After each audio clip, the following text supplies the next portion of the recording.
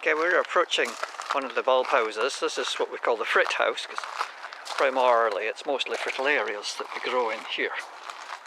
But since I put in the new staging last year, we and brought the plants back in, we kept an area just here at this side by the door, primarily to have somewhere to keep some of the other little seedlings and give them some protection and new plants. So this is many little things in here. If we move across here, we'll see some really nice new little narcissus to us, a nice form of Cantabricus there, and a lovely little Narcissus hybrid there from Anne Wright, and Narcissus Eugenie, that lovely trumpet daffodil. And of course there's various seedlings down here. These are the ones that germinated very prematurely. I sowed them too early really, and they all germinated before the winter. But we've managed to bring them through, and they're ready now to be pricked out. An Erythronium caucasicum, brought in primarily to try and encourage a good seed set. We've been crossing this with the ones that are out in the garden, because that's our task, is to try and get more seed on this lovely plant. Here down here is a pot of seedlings, just germinated this year, of Eranthus pinnatifida. And here are some of the plants of Eranthus pinnatifida, and looking rather promising here. We can see is hopefully seed setting on these. The capsules are swelling. There's not always huge amounts of seed in the capsule, but we are ever hopeful. Any amount of seed is very welcome. And then we start to get round to some fritillarias. So we've got little Fritillaria carica down there, not quite open yet. Many pots with buds, but closely related to carica is Pinardii, with the brown and the yellow tips.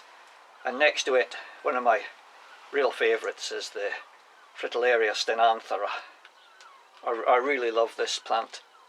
It's so beautiful. One of the Rhinopetalum groups, so called because of these horns that you see on the, you can make it on the back of the flower there, where the ovaries are, the inside.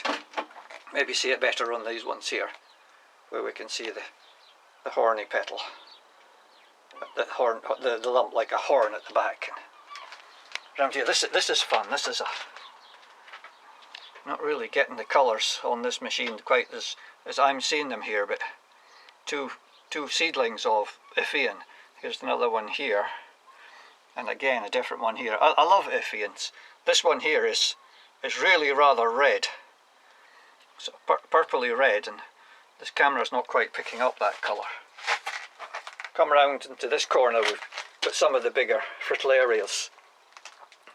This is a real favourite of mine, is Fritillaria coralcoia, or Fritillaria serratsovii,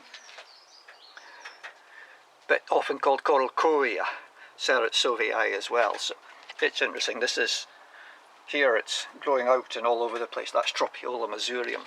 So this is one really good large flowered form of Fritillaria serratsovii. Really nice big flowers, which if we compare it to this one down here with these much smaller flowers, then it's a more compact plant, and this particular clone increases quite well. The bulb divides regularly. I'll move round here, you can see a potful here from the same, that lovely glaucous foliage, and beside this another form with sort of browny on the outside and darker flowers. Up the stem here, this is typical of fritillarias that they've started but the flowers have aborted. Typical of a plant that's not ready to form flower, that's something, young plant in this case, or something's gone wrong during the growing period and some of the flowers have aborted. So lots more coming around here, but lots to come.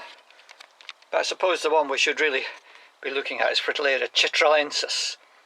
This plant from the high pass, the Chitral Pass, growing between Afghanistan and Pakistan. So really beautiful plant. Not very common in cultivation, but getting around now. More of us are getting it. And here you see it, These are mature bulbs, which growing in relatively small pots, these are 9 centimetres. I tend to grow just one mature bulb in a pot. But over here, if we come back over there, is a pot of seedlings with the first flowering of forms coming in the seed. So obviously I'm crossing them back, and over here, just brought into this house, I brought in from outside, germinating outside, is last year's seeds just starting to germinate here of Fritillaria chitralensis. And so that's a quick look around what's showing in the Frit-house just now. But we will come back here later, because there'll be a lot more to interest us here as time goes on.